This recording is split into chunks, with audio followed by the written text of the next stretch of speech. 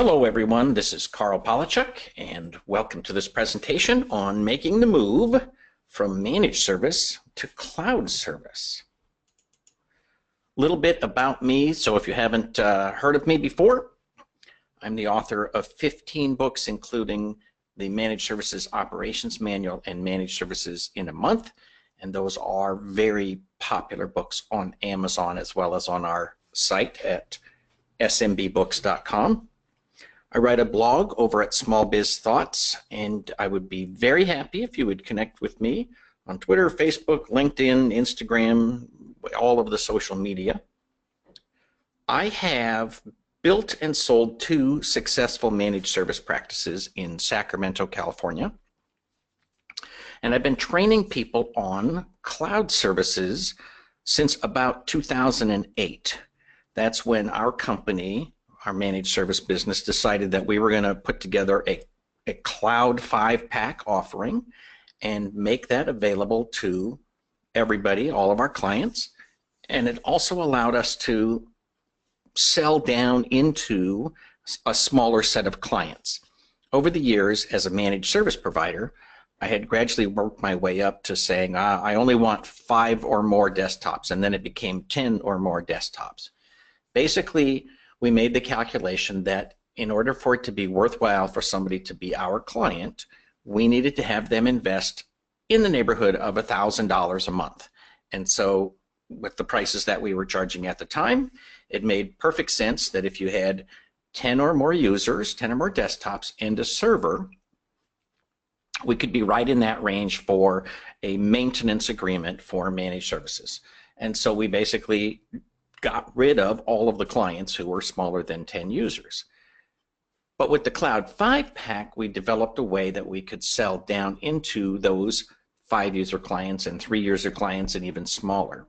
The interesting thing is, as I've gone around and done my SMB Roadshow, training people on how to sell these services, several people have said, well, this is going to allow us to move into larger markets because they sort of believe that they topped out at 25 or in some cases 50 user desktops, and now they want something that is much more expandable to even larger clients. So I guess the lesson is, whether you're trying to move down to smaller clients or up to larger clients or just make a bunch more money with the clients you've got, cloud services is a great way to do that.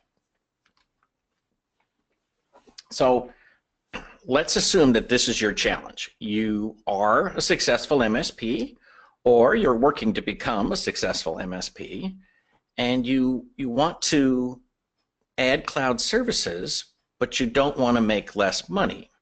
You certainly don't want to lose any clients. And you know what I want to do is say, all right, let's keep all the clients we have. We'll move a bunch of them to the cloud. We'll get new clients who are based in the cloud and have a dramatic increase in profit.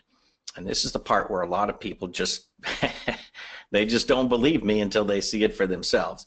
The profit on cloud services is out of this world. And the reason is very simple. We're no longer tying what you charge to what you pay. In other words, I don't ever want to see somebody say, well, I pay $1.50 for an antivirus, or I pay $1 for an antivirus license, so I'm going to sell that for 20% profit, right? I'm going to make a whole 20 cents. I absolutely don't want you to do that. I want you to bundle things together, and we're going to talk about what that bundle looks like, or what one possibility looks like. But when you bundle them together, then you say, well, what's a reasonable charge for all the technology that a small business needs?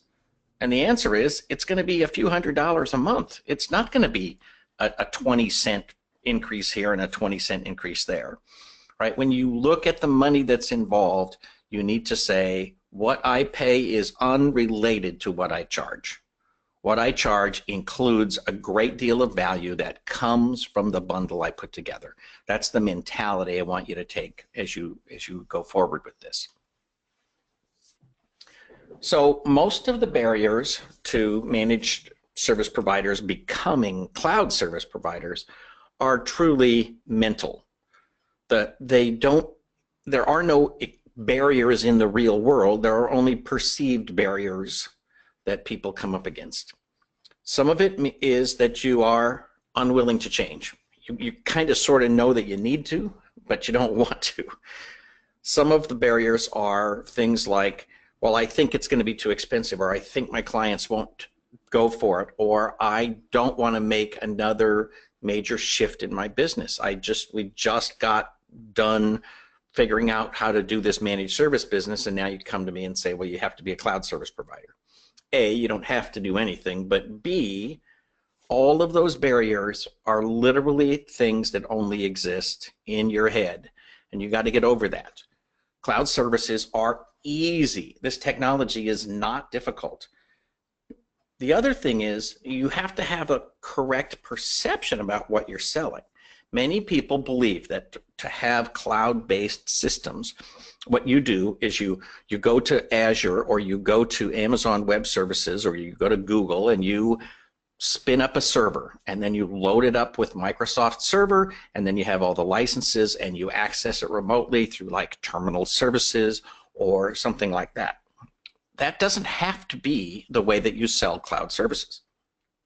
You can sell storage in the cloud, and you can sell backup in the cloud, and you can sell Exchange mailboxes in the cloud, right? And put it all together, and so you don't have to be the one who maintains those servers.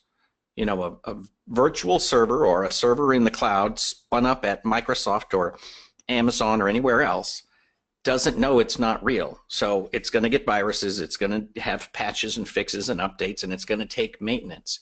You don't have to do that, right? If you sell storage, it doesn't really matter what machine it's on or where it's located or so forth. Somebody else can take the responsibility for maintaining that machine.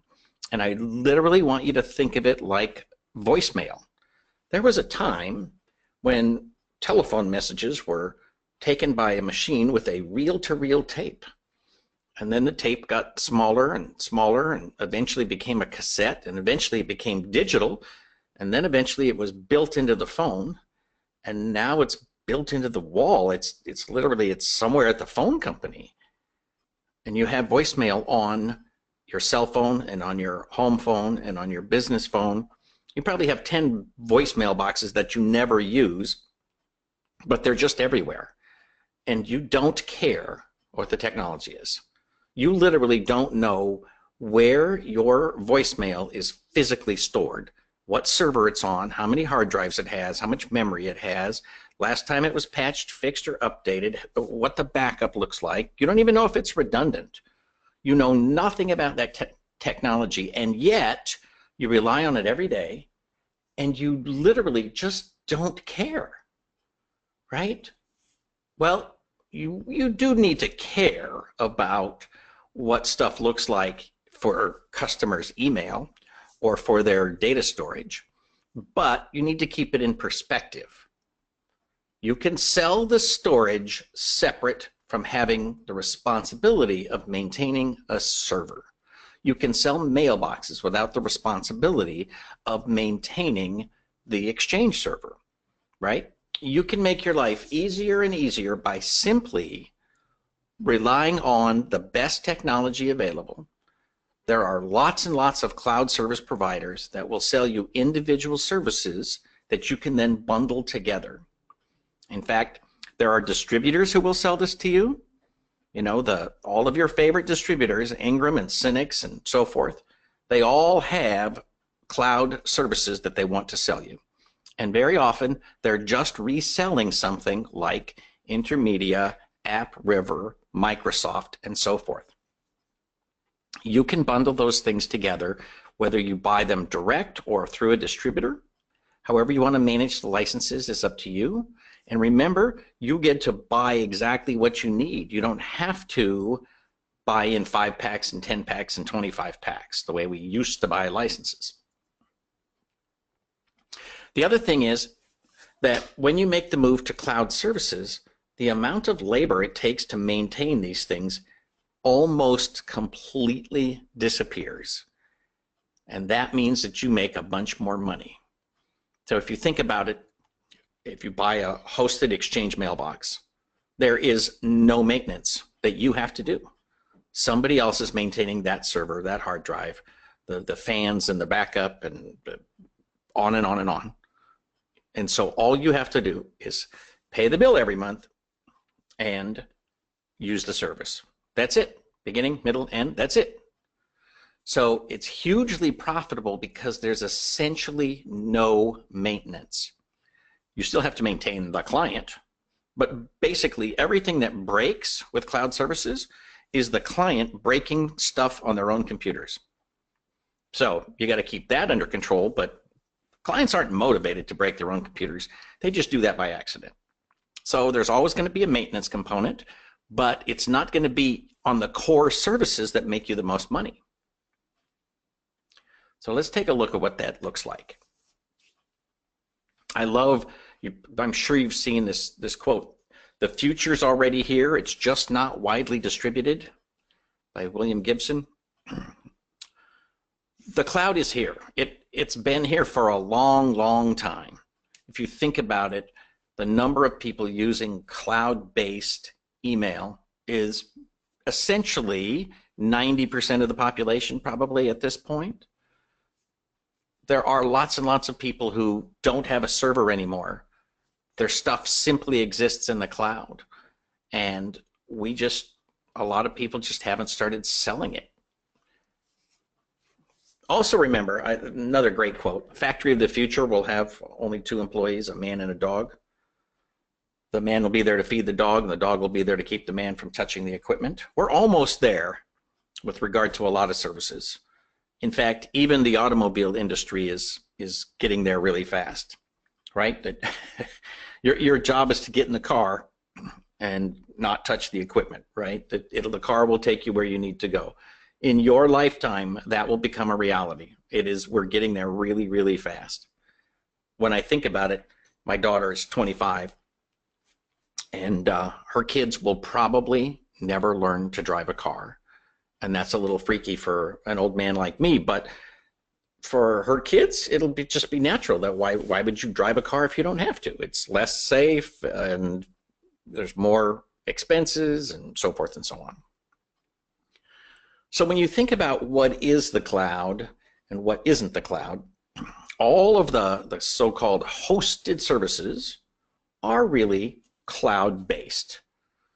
So what isn't the cloud? Well, the cloud is not the physical things in your office. In my opinion, you're always going to have a monitor, at least for the foreseeable future until we get implants in our heads. You're going to have a keyboard and a mouse. You're probably going to have a desktop machine. We're a long ways away from having just plain terminals that connect us to our cloud services, partly because machines are so inexpensive today that for the same amount of money, why would you buy a terminal when you can have computing power right at your fingertips? So today, that balance is still in favor of having machines that exist physically in your office. You're probably going to have a printer.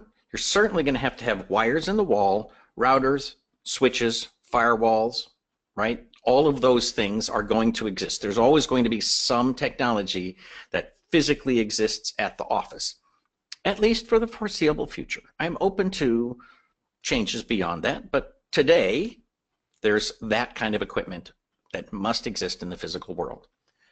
But you certainly can move all of your core functions of business up to the cloud. So for me, the things that you don't need in your office are most of the things that we have been selling on servers. And so we need to get out of the mentality that you have to have a server. Probably the most important thing a server does today is authenticate logons, right? So great. So we're going to talk about a system where you got a tiny little server that's got your Active Directory, and most everything else is going to be somewhere else. So this started out with me trying to figure out how to sell into the smallest clients, smallest prospects. And I want you to look at this with fresh eyes. I want you to have kind of zero-based thinking. Like if you were going to start business today, would you sell servers? Would you sell big equipment? Yes, I know it's fun and it's cool to play with that technology and all that happy stuff, but realistically, can you justify that that's what you would be selling your clients? So I wrote a blog post probably 10 years ago on what's the most basic core technology that small businesses need.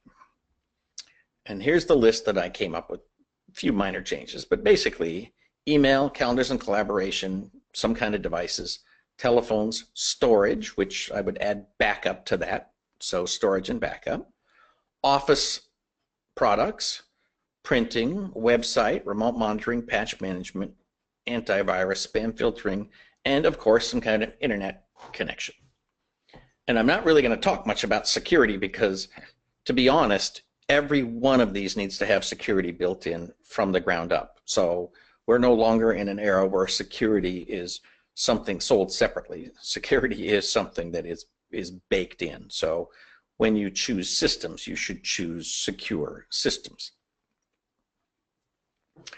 So you might specialize in something, whether it's security or signage or telephones or something that you might want to make sure that you build into your offerings. But for the most part, there's this. So let's look at what we can offer clients. And to be honest, I'm going to take telephones out of this discussion primarily because most people have got a telephone system that A, it works, and B, they've got some kind of a contract on it. So we're not likely to be able to get telephones into every office. You should offer them if you can, but don't build your bundle around phones simply because that's going to be something that if it stands in the way of your signing a deal, you don't want to have it in there, right? So have a basic offering plus phones, or have a basic offering that you can take the phones out of, but don't make the phones a requirement for your cloud bundle. So when we started this in 2008, I had 12 employees, and we had this huge whiteboard. And we literally got all together and we sat around and we said, okay, what goes into the bundle, right? How much does it cost and what goes in the box? And we literally drew a box on the board. And we started with the list that was on the previous page. Said, okay, so what do we think it's going to cost? And what I want to do is I want to have a 5-pack.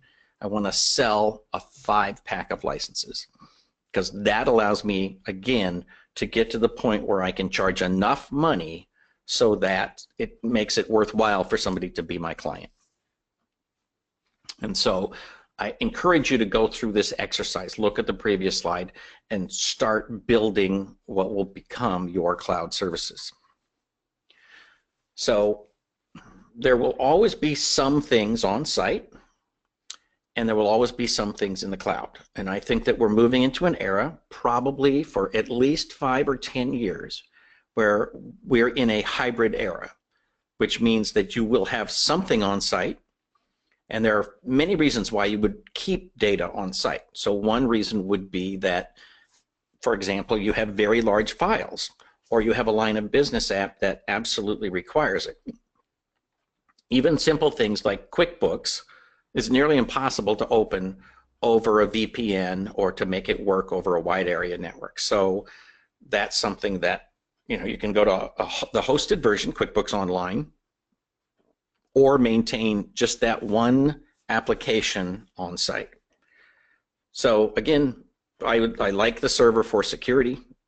So I think there's a need to have something on site, but the something does not have to be a $5,000 ML350 with a RAID array and a big monster machine. It can be a tiny little server that is almost an appliance, and we'll get back to that. At the same time, we want to move as much as we can up to the cloud, and I'm a big fan of using the individual services rather than thinking in terms of moving entire servers up to the cloud. So let's say that you want to implement this. Here's the order that I would recommend. First, if you haven't moved the website to the cloud, holy smokes, you are literally about 17 years behind. So websites represent the most attacked port on the internet. So let's move them out of house. Next, if you take your remote monitoring and management agent and install that all across a client's office, that makes almost everything else super, super easy, right? It allows you to have remote control of their systems. It allows you to do patch management, right? Lots and lots of problems go away when systems are patched. So that RMM agent is literally going to cost you $1.50 in small quantities. When you get larger and larger quantities, you get thousands of desktops deployed, your price will go down, but it starts out in the neighborhood of $1.50. Antivirus is obviously the next one.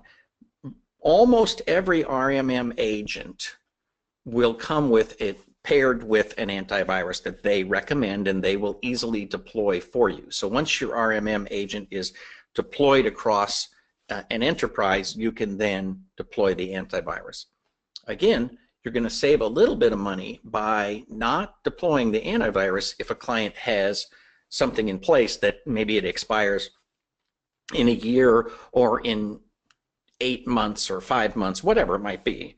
Just remember that when it does expire, then you'll deploy your agent, but in the meantime, you're going to collect the money for the whole package that you're selling rather than, you know, giving them a price break because they're not using the antivirus. That's literally a matter of the bundle is the bundle, don't break up the bundle, right? And you're going to price it cheap enough so that you actually make money doing this.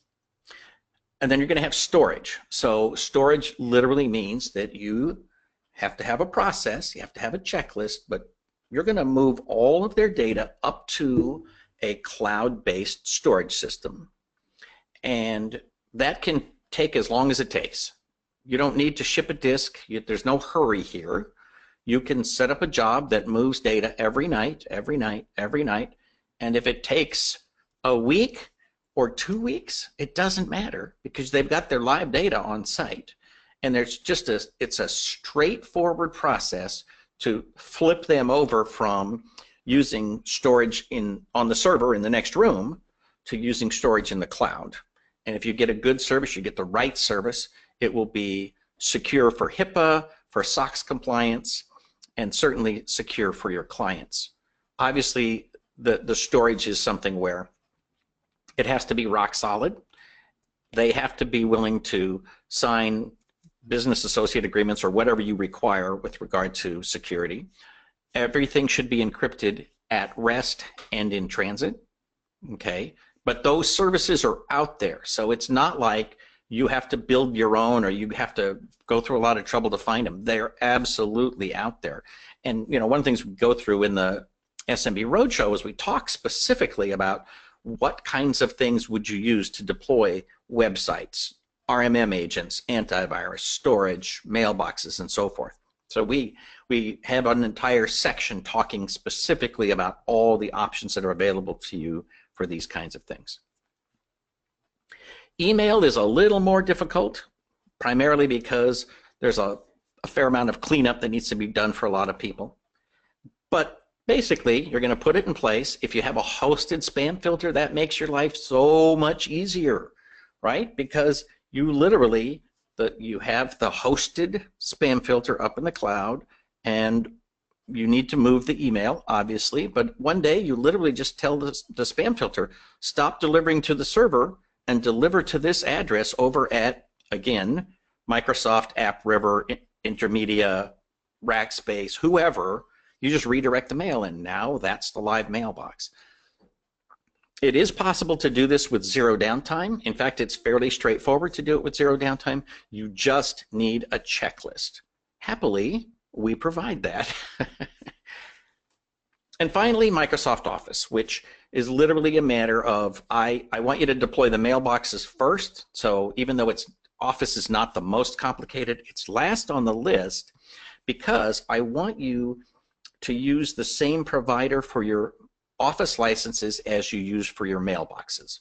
That way you can set up the email at whoever the provider is and then use that email address to deploy the Office. Okay, that way you're legally licensed and you don't have to make up gobbledygook addresses for your Office license deployment. I'm assuming you're using Office 365. My preference is to use it through a reseller, so Intermedia, AppRiver, Rackspace.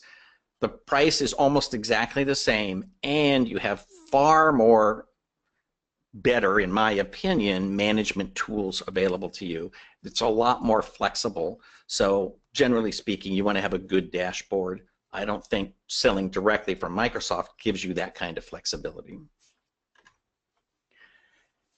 And then we're going to have something that we call Server Lite. So for us, Server Lite is literally a tiny little server that if our primary storage is in the cloud, we're going to bring it back down to this device, and this will become a backup of what's stored in the cloud. Now, it's not a BDR. I mean, you could use a BDR, a backup and disaster recovery device. And you might also have a BDR.